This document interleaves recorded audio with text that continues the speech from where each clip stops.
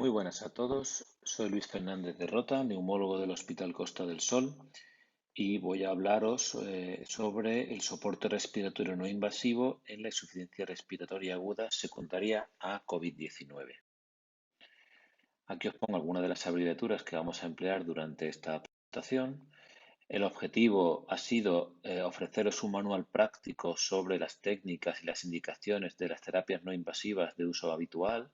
Está dirigido fundamentalmente a personal sanitario con poca o nula experiencia en estas terapias y que pueda verse la necesidad de utilizarlas por las circunstancias actuales. Y hay que nunca olvidar que en condiciones ideales las terapias de soporte respiratorio no invasivo deben ser aplicadas por un equipo multidisciplinar experto con monitorización estrecha, a ser posible una UCRI o UCI.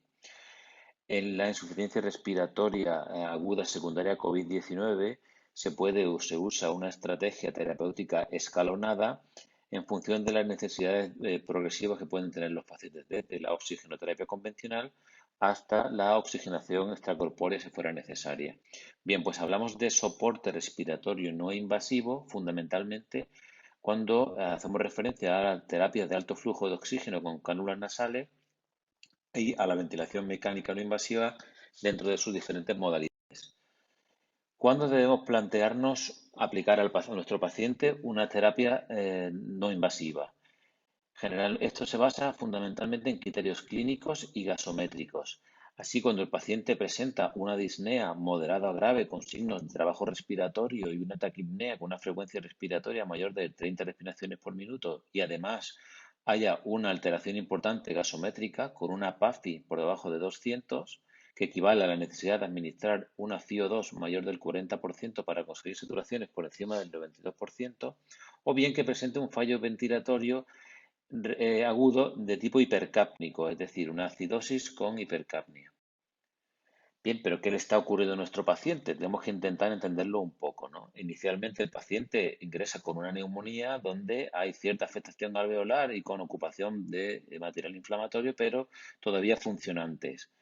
Pero evoluciona la enfermedad, como en este caso que es la radiografía, en solo 48 horas el paciente entra en un síndrome de distrés respiratorio agudo, donde hay ya un engrosamiento de las paredes alveolares, presenta alveolos colapsados y otros alveolos consolidados o llenos de líquidos. Y eso fisiológicamente da lugar a un shunt, es decir, espacios aéreos que están mal ventilados y bien perfundidos. Por lo tanto, por muy alta FiO2 que pongamos a estos pacientes, no vamos a corregir la hipoxemia.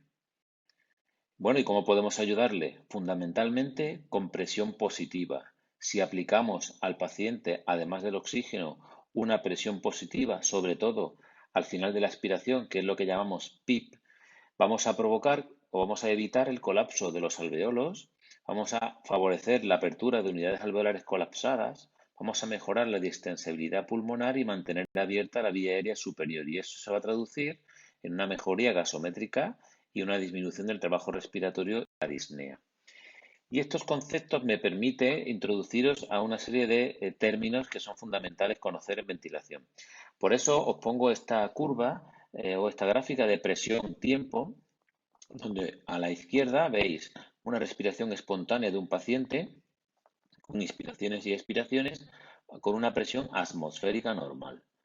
En el centro, cuando al mismo paciente le aplicamos una presión positiva durante todo el ciclo respiratorio, que llamamos PIP, vamos a favorecer la apertura de estos alveolos colapsados y por lo tanto vamos a mejorar la hipoxemia. Es una presión continua durante todo el ciclo respiratorio y este modo es el que llamamos CPAP. Bien, pero puede ocurrir que nuestro paciente además empiece a presentar ya síntomas de fracaso respiratorio con fatiga muscular. En este caso, además de la presión durante el ciclo respiratorio tipo PIP, podemos aplicarle una presión de soporte adicional en cada una de las inspiraciones. Esto es lo que propiamente llamamos ventilación mecánica. Y cuando esa ventilación mecánica se hace de manera no invasiva y controlada por presión, es lo que llamamos BiPAP. En el término de PIP más presión de soporte son términos que se utilizan sobre todo en ventilación mecánica invasiva. Sin embargo, en la ventilación mecánica no invasiva es más habitual hablar de presión positiva expiratoria, que equivale a la PIP, y la presión positiva inspiratoria, que equivaldría a la suma de la PIB más la presión de soporte. Bien, podemos encontrarnos en el COVID-19 con tres escenarios clínicos. Un paciente con insuficiencia respiratoria aguda de novo, que son pacientes con insuficiencia respiratoria hipoxémica sin antecedente de patología respiratoria. En ellos, la terapia de elección debe ser siempre la ventilación mecánica invasiva en la UBI con intubación orotraqueal. En algunas circunstancias, si se cumple una serie de criterios, nos podremos plantear aplicar una terapia no invasiva. Cuando, por ejemplo, la PAFI sea mayor de 150, cuando no haya fallo multiorgánico, cuando podamos tener al paciente monitorizado y siempre con el apoyo o la vigilancia estrecha de la UBI por si en algún momento fracasara nuestra terapia y hubiera que intubar rápidamente al paciente.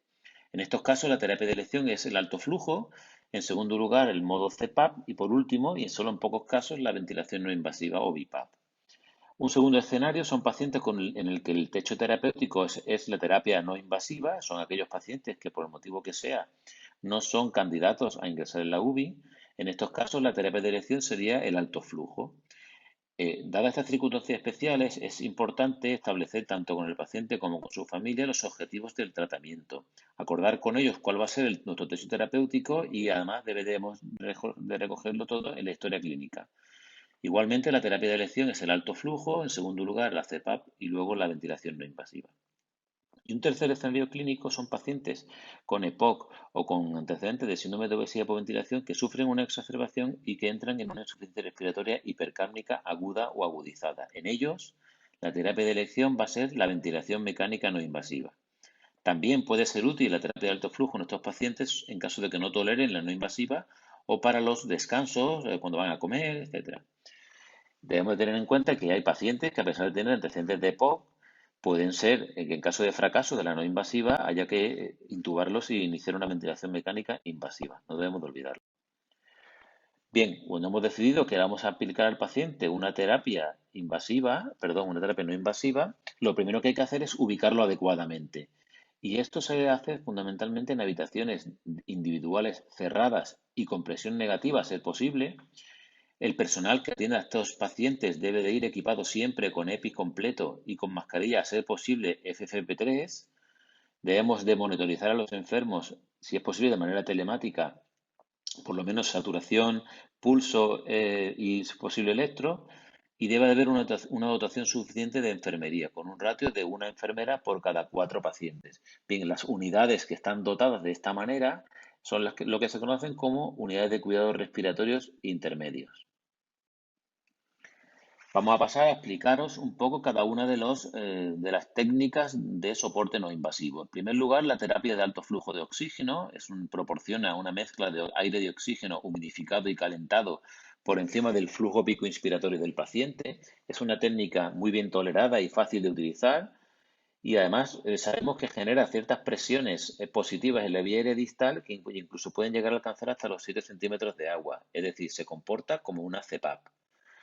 ¿Cómo configuramos en este tipo de pacientes? Siempre con flujos muy altos, lo máximo posible, entre 50 y 60 litros por minuto, con una FiO2 mínima necesaria para conseguir saturaciones entre el 93 y el 95%, que ese es nuestro objetivo. Para prevenir la dispersión de aerosoles, a estos pacientes se les debe de colocar una mascarilla quirúrgica sobre la cara. Hay diferentes marcas, diferentes equipos. Nosotros el que disponemos en el hospital es el Areibo 2, que está bastante extendido, en el que si fijáis en el dibujo de abajo a la izquierda, pues así es el equipo, donde tenemos una cosa muy importante que es el puerto de oxígeno, que debemos de conectarlo a un caudalímetro en la pared. Por otro lado, tenemos el depósito de agua con humidificador calentador, que debemos de conectarlo siempre a una bolsa de agua estéril para que se vaya siempre rellenando y nunca se vacíe. Después observéis la tubuladura y al final la cálula nasal específica que se llama OptiFlow. No debéis de olvidar que hay que colocar una mascarilla quirúrgica por encima de las gafas. Y en cuanto al funcionamiento, es bastante sencillo. Para desbloquear el aparato, pues se debe de pulsar durante un 3 segundos las dos flechas. Generalmente necesita un periodo de calentamiento que dura algún minuto. Y luego programamos pues los tres parámetros fundamentales que son la temperatura de rocío, que se debe configurar a 34 o 37 grados centígrados, el flujo, que como hemos dicho deben ser altos, entre 50 y 60 litros por minuto, Y luego la FiO2, que se regula directamente en el caudalímetro de la pared. Y nuestro objetivo es poner la FiO2 necesaria para alcanzar un 93-95%.